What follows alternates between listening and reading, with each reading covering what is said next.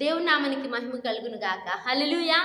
ప్రభునందు ప్రియమైన దేవుని బిడ్డలందరికీ కూడా మరొకసారి శుభాభివందనాలు తెలియజేస్తూ ఉన్నామండి.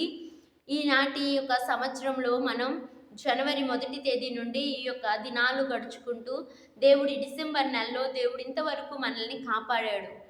ఈ సంవత్సరం అంతా దేవుడు మనల్ని తన కనుదృష్టి చేత భద్రపరుస్తూ ఎన్నో కష్ట సమయాలైనప్పటికీ, ఎన్నో పరిస్థితులు ప్రతికూలంగా ఉన్నప్పటికీ దేవుడు కరుణించి తన మహాకనికరము చొప్పున ఆయుష్ని, ఆరోగ్యాన్ని, అవసరతలను తీరుస్తూ, ఆశీర్వదిస్తూ, ఆదరిస్తూ ఆయన మనల్ని నడిపిస్తూ ఉన్నారు.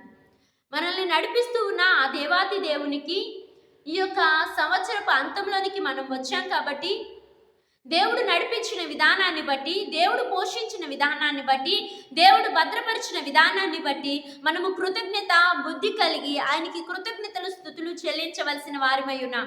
ప్రియమైన దేవుని బిడ్డలారా, మన యొక్క స్తుతిని ఆయన కోరుకుంటూ ఉన్నాడు. మనల్ని ఎంతగానో ఆయన భద్రపరుస్తూ ఉన్నాడు. మన యొక్క ప్రణాళికలు ఎంతగానో దేవుడు అన్నిటినీ కూడా ఆయన పరిశుద్ధపరిచి వాటన్నిటినీ సఫలీకృతంలోనికి తీసుకుని వస్తూ ఉన్నారు. కాబట్టి ఆ దేవదేవుణ్ణి మనం ఈ సంవత్సరాంతంలో కృతజ్ఞతాస్తుతులు చెల్లిస్తూ హృదయపూర్వకంగా సిద్ధపాటు కలిగి నూతన సంవత్సరంలోనికి మనం అడుగు పెట్టాల్సిన వారిమై ఉన్నాం. ఆ నూతన సంవత్సరాన్ని ఎదుర్కోవడానికి మనందరం కూడా ప్రార్థనాపూర్వకంగా సిద్ధపడాల్సిందిగా కోరుచూ ఉన్నాం.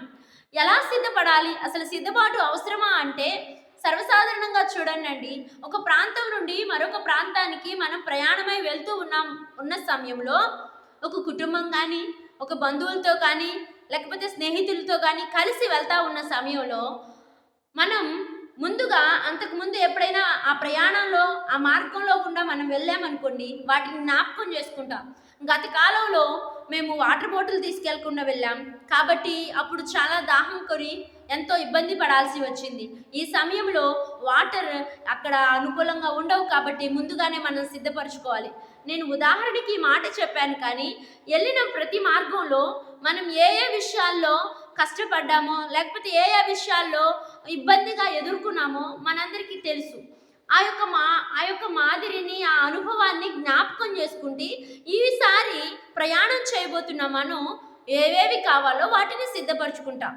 అదే రీతిగా గతించిన సంవత్సరంలో మనం ఎన్ని విషయాల్లో తొందరపాటు నిర్ణయాల వల్ల అవ్వచ్చు, పొరపాటుల వల్ల అవ్వచ్చు, ప్రార్థన లేక, విశ్వాసం లేక, దేవునికి ఆయాసకరమైన మార్గాల వల్ల అవ్వచ్చు, పునరుద్ధాన యొక్క దినాన దేవునితో గడపలేక, సంఘ కార్యక్రమాల్లో పాల్గొనక, మన యొక్క ప్రవర్తనను దేవునికి దూరంగా ఉండి ఎన్నో కష్టాలను మనం అనుభవించి ఉండవచ్చు. అయితే ఒక్కసారి గతించిన మన ఆధ్యాత్మిక ప్రయాణాన్ని జ్ఞాపకం చేసుకోవాల్సిన వారిమై ఉన్నాం. వాటిని జ్ఞాపకం చేసుకుంటూ రాబోతూ ఉన్న నూతన సంవత్సరంలో మన ఆధ్యాత్మిక నడవడిక, ఆధ్యాత్మికమైన ప్రయాణంలో కావలసిన విశ్వాసాన్ని మనము సంపాదించుకోవడానికి సిద్ధపాటు కలిగి దేవుని మాట వినాలి.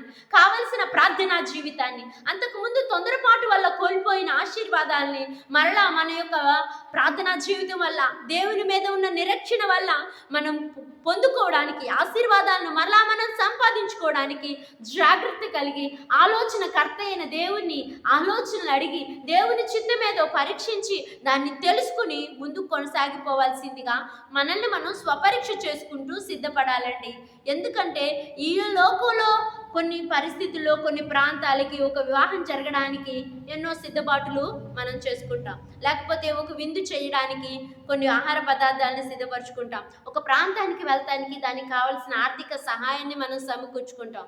అదే రీతిగా నూతన సంవత్సరంలోనికి వెళ్ళబోయే ముందుగా మనం నూతన దీవెనలు, నూతన ఆశీర్వాదాలు, నూతనంగా అనేకమైన శోధనలు ఏదైనా ఎదురుగా మన ముందు వస్తుంటే వాటిలో పడిపోకుండా మనం నిలబడడానికి ప్రార్థనా జీవితాన్ని, విశ్వాసాన్ని, మన దేవుణ్ణి మనం తోడు పెట్టుకుని ముందుగా మనం నడిచేవారిగా ఉండాలండి. మన దేవుడు గొప్ప దేవుడు. ఆయన్ని ఆలోచన అడిగితే చెప్పడానికి ఆయన ఆలోచనకర్తగా మన మధ్యలో ప్రత్యక్షం కానున్నాడు. కాబట్టి ప్రియమైన దేవుని బిడ్డలారా, ఇంకా ఎవరైనా కానీ సమయం గతించిపోతూ ఉన్నదండి. ఇంకా కొద్ది దినాల్లో మనం నూతన సంవత్సరంలోనికి వెళ్తాం. క్రొత్త ఆనందంతో, క్రొత్త సంతోషం మన హృదయాల్లో నిండారులుగా పొంగి పొరలాలి అంటే మన ఆధ్యాత్మిక జీవితంలో ఒక్కసారి స్వపరీక్ష చేసుకుని చేదైన అనుభవాలు, ఏదైనా దేవునికి ఆయాసకరమైన మార్గాలు ఉన్నట్లయితే వాటన్నిటినీ దూరం చేసుకుంటూ దేవునికి దగ్గరగా కావాల్సిన వారమై ఉన్నాం. ఏనాడు మనం గతించిపోతామో తెలియని భయంకరమైన దినాల్లో ఉన్నాయండి. దేవుని రాకడ అతి సమీపంగా ఉంది ప్రియమైన దేవుని బిడ్డలారా. కాబట్టి మన జీవితంలో ఉన్న కొద్ది సంవత్సరాలైనా కానీ దేవుని కోసం నిజమైన భక్తి చేస్తూ ముందుకు కొనసాగిపోతూ మన యొక్క జీవితం ద్వారా అనేక మందికి, మన కుటుంబానికి, మన సమాజానికి, మన మందిరానికి, మన తోడి వారికి ఆశీర్వాదకరంగా ఉండడానికి మన ప్రవర్తనను మరలా మనం సరిచేసుకుంటూ దేవుని ఆశీర్వాదాలని ఆస్వాదిస్తూ ముందుకు కొనసాగిపోదాం. ప్రార్థనా జీవితం, కృతజ్ఞతాబుద్ధి కలిగి దేవునితో అనునిత్యం గడుపుదాం. దైవ దీవెనలు పొందుకుందాం. నిండారులుగా దేవుడు మిమ్మల్ని దీవించునుగాక. ఆమేన్.